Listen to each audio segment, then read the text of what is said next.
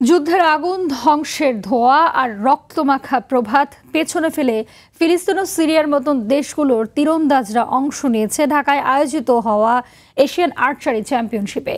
স্বপ্নটা বিশ্বমঞ্চে নিজেদের শক্তির জানান দেয়ার, যুদ্ধ নয় দক্ষতার তীরেই জয়ের ইতিহাস লেখার। যুদ্ধের আড়ালে নির্মম বাস্তবতা তুলে ধরছেন সহকর্মী রাফি আমিন। জাতীয় স্টেডিয়ামে এশিয়ান আর্চারদের মিলন মেলা, যেখানে ঝলমল করছে তীরন্দাজদের তীর। এই আলোর পেছনে উপস্থিত কিছু মুখ, যাদের দেশ এখনো ধোঁয়া আর ধ্বংসস্তূপে ঢাকা, তবে মনে বিশাল স্বপ্ন দেশকে বিশ্বমঞ্চে তুলে ধরার, যার পেছনের গল্পটা সিনেমার চরিত্রকেও হার মানাবে। ইউলান্দো গ্যালন এবারের এশিয়ান আর্চারিতে অংশ নেওয়া একমাত্র সিরিয়ান তীরন্দাজ। খেলেছেন দেশটির বাস্কেটবল দলেও। তবে 2011 সালে সিরিয়ার গৃহযুদ্ধ শুরু হলে জীবন নতুন মোড় নেয় তার। ভাই গ্রেফতার হয়ে মৃত্যু থেকে ফিরে আসলেও গৃহযুদ্ধে 30-এর অধিক স্বজন হারিয়েছেন তিনি। আমার বাবা সিরিয়ান, আমি আমার বাবার পক্ষের অনেক স্বজনকে হারিয়েছি গৃহযুদ্ধে। সংখ্যাটা 30-এর অধিক হবে। বাবা সিরিয়ান, মা স্প্যানিশ। বেঁচে থাকার তাগিদে 2012 সালে স্পেনে পাড়ি জমান তিনি। তবে আসাদ সরকারের পতনের পর আবারও ফিরেছেন জন্মভূমিতে। তীরধনুক হাতে নিয়ে অংশ নিয়েছেন বেশ কয়েকটি টুর্নামেন্টে। সম্প্রতি ওয়েস্ট এশিয়ান আর্চারিতে ব্রোঞ্জও জিতেছেন এই আর্চার। দেশকে আরও কিছু দিতে চান তিনি।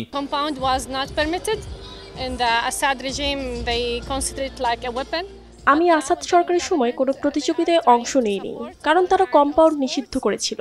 তবে বর্তমান সরকার সব নিষেধাজ্ঞা তুলে দিয়েছে। এখন আমরা আর্চারি বিভিন্ন দিক নিয়ে কাজ করছি, বিশেষ করে নারীদের জন্য। যদিও আমাদের অনেক সীমাবদ্ধতা আছে, তবে আমরা চেষ্টা চালিয়ে যাচ্ছি। আর বাংলাদেশকে ধন্যবাদ জানাই আমাদের এমনভাবে আমন্ত্রণ জানানোর জন্য। একই অবস্থায় ইসরায়েলি হামলায় ক্ষতিগ্রস্ত ফিলিস্তিনের নির্মম গল্পটা জানালেন দেশটির আর্চারি ফেডারেশনের সভাপতি।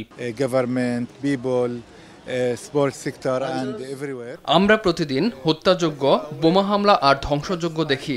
ফিলিস্তিনে এসবই চলছে। খেলোয়াড়দের জীবন কষ্টে ভরা, বিশেষ করে গাজা উপত্যকায়। এর মাঝেও মনোবল দৃঢ় তাদের, ছুটছেন স্বপ্নের খোঁজে।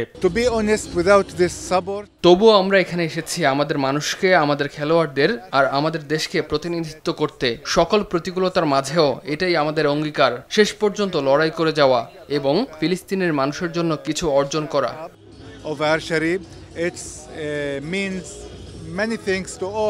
এশিয়ান আর্চারিতে পদক জয় করতে পারলে হবে বাড়তি পাওয়া, তবে আত্মবিশ্বাসের যে ছোঁয়া তাদের মাঝে, সেটাই এখন বড় বিজয়। রাফি আমিন, RTV, ঢাকা।